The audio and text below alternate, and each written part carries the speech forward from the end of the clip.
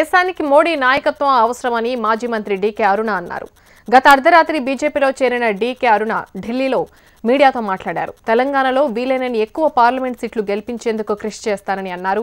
కార్యకర్తలందరినీ కలుపుకొని తెలంగాణలో బీజేపీ ఎదుగుదలకు వ్యూహాలు రచిస్తామని డీకే అన్నారు.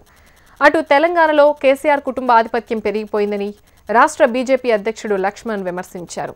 దేశంలో మోడీ, రాహుల్ తప్ప మరెవరూ లేరా అని ప్రశ్నిస్తున్న కేసీఆర్ తెలంగాణలో తన కుటుంబానికి ఎందుకు పదవులు కట్టబెడుతున్నారో చెప్పాలని నిలదీశారు.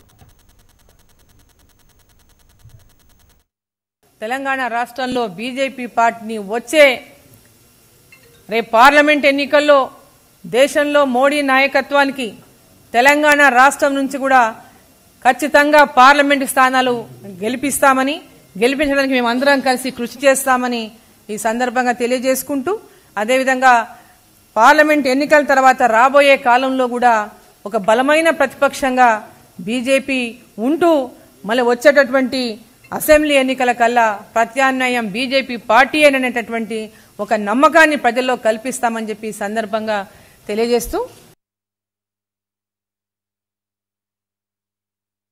16 మంది గెలిస్తే కేంద్ర మెడలు వస్తాయని చెప్పి కేటీఆర్ పదే పదే మాట్లాడుతున్నారు.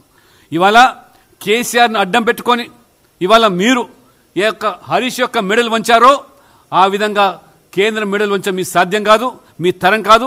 చక్రం తిప్పడం సంగతి తెరుగు, బొంగరం కూడా తిప్పలేరు ఢిల్లీలో అని చెప్పి ఈ సందర్భంగా హెచ్చరిస్తాను. కాబట్టి దేశంలో మోదీ, రాహుల్ తప్పల నాయకులు లేరని మీరు ప్రశ్నిస్తున్నారు. నేను అడుగుతున్నాను ఇవాళ సూటిగా, తెలంగాణలో మీ తండ్రి, కొడుకు, కూతురు తప్పితే, మీ నలుగురు తప్పితే ఈ తెలంగాణలో నాయకులు లేరని ప్రశ్నిస్తాను.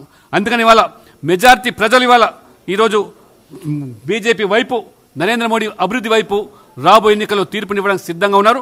అందుకని ఇవాళ ఖచ్చితంగా మీరు టీఆర్ఎస్కి పొరపాటున ఓటు వేస్తే అది మజ్లిస్కి చెందుతుంది. కాబట్టి అందుకనే టీఆర్ఎస్ ఆటలు కట్టడానికి అరుణ గారు లాంటి నాయకులు అనేక మంది పార్టీలు చేరుతున్నారు. కాబట్టి తెలంగాణ ప్రజలు కూడా ఆశీర్వదించాలని చెప్పి ఈ సందర్భంగా నేను కోరుతా ఉన్నాను.